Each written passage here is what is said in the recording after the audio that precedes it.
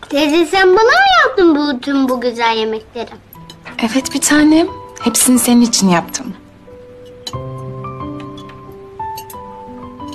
Kuru dolmayı bana yaptın ama.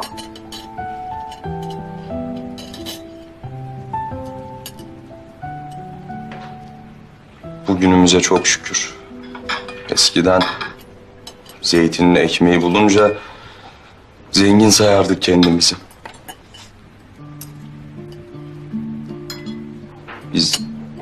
Biz üç kardeş yapayalnızdık Seher. Kimsemiz yoktu bizim.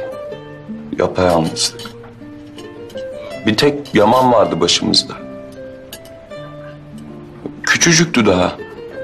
Yusuf'tan belki 3, belki 4 yaş büyüktü. Şu kadarcıktı daha.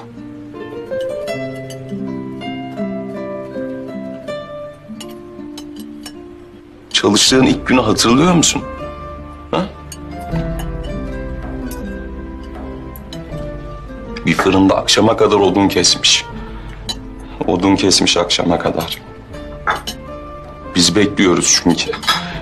Bizim için kesmiş. Elleri su toplamış hep. Fırından çıkarken de yaralı elleriyle o sıcacık ekmekleri kucaklayıp bize getirmişti.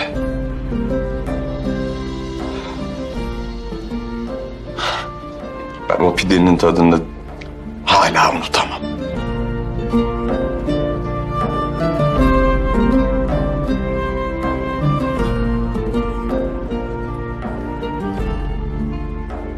Değişen bir şey yok abi. Eskiden de şu masanın etrafı, şimdi de öyle.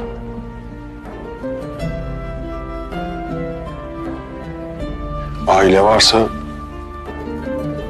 zeytini servetle karşılaştırmayız. Bir arada olalım yeter.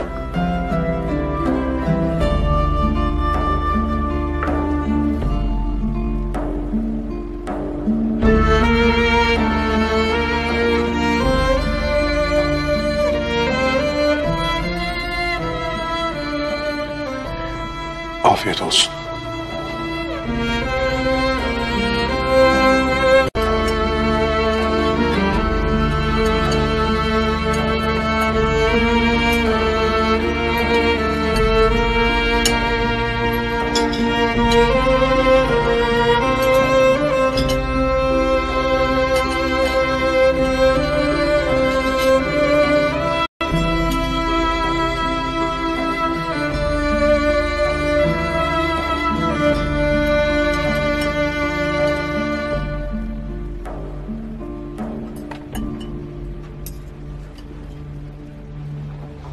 Huzurumuzun kaçmaması lazım.